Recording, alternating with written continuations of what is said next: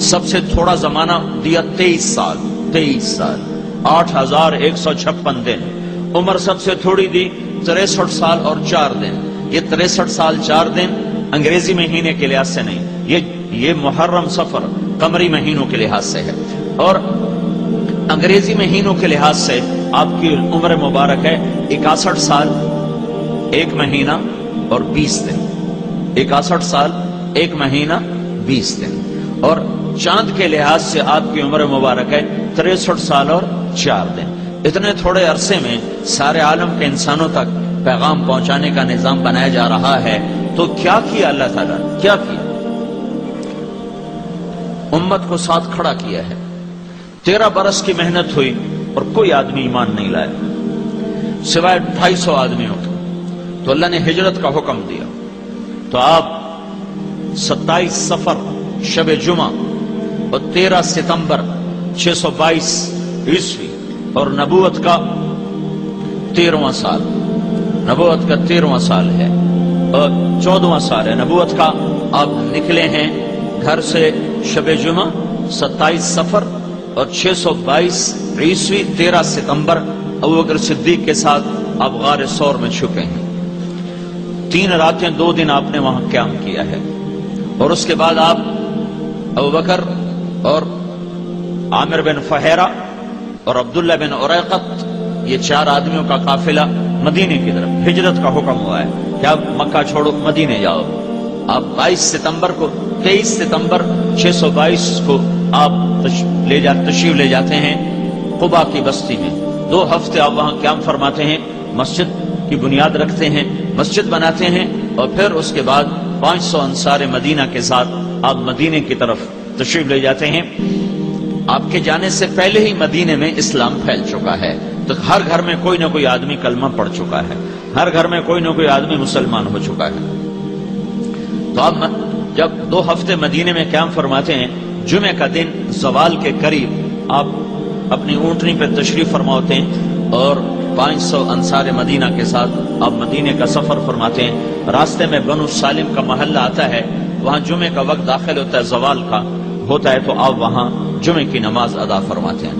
اور جمعے کی نماز کے بعد سارے سردار آگے قطار بنا کے کھڑے ہوتے ہیں. بنو سالم، بنو مالک، بنو بیازا، بنو عبد الاشل، بنو نجار، بنی مالک، یہ سارے بنو عبد، یہ سارے یوں کھڑے ہوئے ہیں. اور ہر ایک کہہ رہا ہے یا رسول اللہ ہمارے پاس تشریف لائیں، ہمارے پاس تشریف لائیں، ہمارے پاس تشریف لائیں. اور آپ فرما رہے ہیں یہ اونٹنی کو اللہ کا امر ہو چکا ہے، یہ جہاں میرے اللہ کا امر ہوگا یہ وہاں جا کے بیٹھ جائے گی. تو جمعہ کی نماز کے بعد اس جمعے میں عبداللہ بن سلام آتے ہیں، بنو قینقاع، یہ بنو سالم کے ساتھ رہتے تھے. تو وہ آ کے سنتے ہیں کہ اللہ کا نبی کیا کہتا ہے اور یہ کون ہے میں دیکھوں. جب اللہ کے نبی کو دیکھا تو چہرے سے نور نبوت نظر آیا. پھر آپ کا خطبہ سنا تو اس میں ایک جملہ تھا، اطعموا الطعام وافشوا السلام وصلوا الارحام وصلوا باللیل والناس نیام تدخلوا الجنة بالسلام. کھانے کھلاؤ، سلام پھیلاؤ، رشتہ داروں سے حسن سلوک کرو، لوگ سوئے ہوئے ہوں تم اٹھ کے اللہ کو یاد کرو تو سلامتی کے ساتھ اللہ کی جنت میں داخل ہو جاؤ. ان کلمات کو سن کر عبداللہ بن مسعود نے فرمایا یہ کلام نبی کے سوا کوئی نہیں کہہ سکتا. اس خوبصورت انداز میں، اس بلاغت کے ساتھ نبی کے سوا کوئی یہ کلام نہیں کہہ سکتا ہے. تو جب آپ مدینے میں داخل ہوتے ہیں تو یہ جمعے کا دن ہے، جمعے کی نماز پڑھی جا چکی ہے، عورتوں کو خبر مل چکی ہے، بچوں کو خبر مل چکی ہے. مرد تو سارے پہنچے ہوئے باہر، کچھ ضعیف لوگ ہیں جو مدینے میں ہیں. تو عورتیں چھتوں پہ چڑھی ہوئی ہیں کہ اللہ کے نبی کو دیکھنے کے لیے کیسے ہیں. اور بچیاں بچے وہ باہر آ چکے ہیں جہاں سے وہ گھاٹی تھی جس سے چڑھ کر یوں نیچے اترتے تھے تو آگے مدینہ آتا تھا. یہ سمجھو یہ پہاڑی ہے، یہاں سے راستہ آتا ہے، آگے یہ وادی ہے، یہاں مدینہ ہے. ادھر سے اللہ کے نبی تشریف لائے اور آپ کی اونٹنی یوں پہاڑ کے اوپر نمودار ہوئی ہے. پھر آپ کا چہرہ مبارک سامنے آیا ہے. جو ہی آپ کے چہرے پر نظر پڑی تو مدینے کی بچیوں کے منہ سے بے ساختہ نکلا. کسی نے پڑھایا نہیں تھا، کسی استاد نے یاد نہیں کرایا تھا. جب اللہ کا نبی آئے تو تم نے یہ نظم پڑھنی ہے. یہ ان کی فطری فصاحت، فطری بلاغت اور فطری ان کا ادب تھا کہ ساری بچیوں کے منہ سے بے ساختہ بیک وقت نکلا طلع البدر علینا، وہ 14ویں کا چاند آ گیا، وہ 14ویں کا چاند طلوع ہو گیا.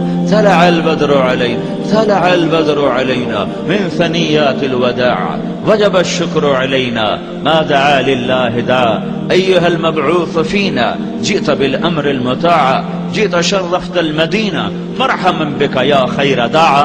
یہ فی البدی اشعار تھے، کسی نے یاد نہیں کرائے تھے، کسی نے پٹی نہیں پڑھائی تھی. اپنے اندر کے ادب اور فصاحت کے ساتھ ان بچیوں نے کہا طلع البدر، وہ 14ویں کا چاند چڑھ آیا، ودا کی گھاٹی سے چڑھا ہے، ہم پہ شکر واجب ہو گیا ہے.